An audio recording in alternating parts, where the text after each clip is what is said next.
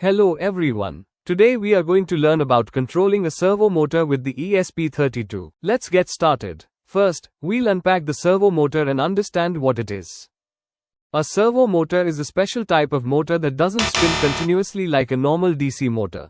A servo motor is designed to rotate to a specific angle.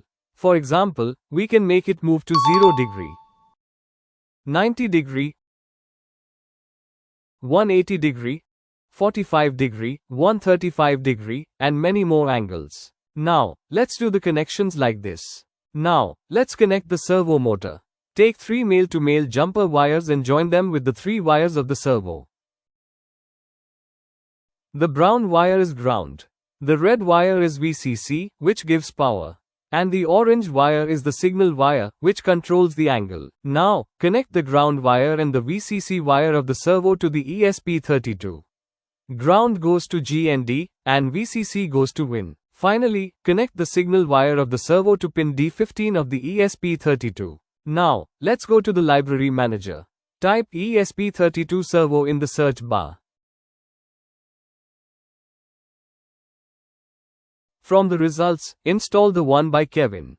Wait for the installation to complete.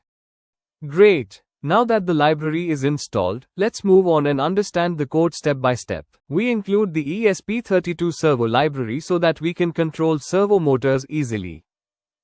We create a servo object called myServo. This will control the servo motor. We define pin number 15 of the ESP32 to connect our servo signal wire. The setup function runs once at the start. myServo, attach. This attaches the servo to pin 15. The values 500 to 3000 set the pulse width range, in microseconds, for the servo. This ensures the servo can rotate accurately from 0 degree to 180 degree. Now inside the loop, the first for loop moves the servo step by step from 0 degree to 180 degree. At each step, we write the angle to the servo and wait 15 milliseconds so the movement looks smooth. Then, the second for loop brings it back from 180 degree to 0 degree, again moving smoothly with the same delay. So overall, the servo keeps sweeping continuously between 0 degree and 180 degree. Now, let's upload the code to the ESP32.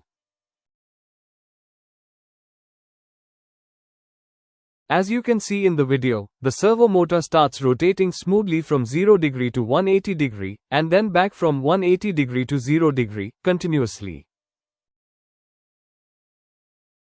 Thanks for watching. Don't forget to like, subscribe and comment.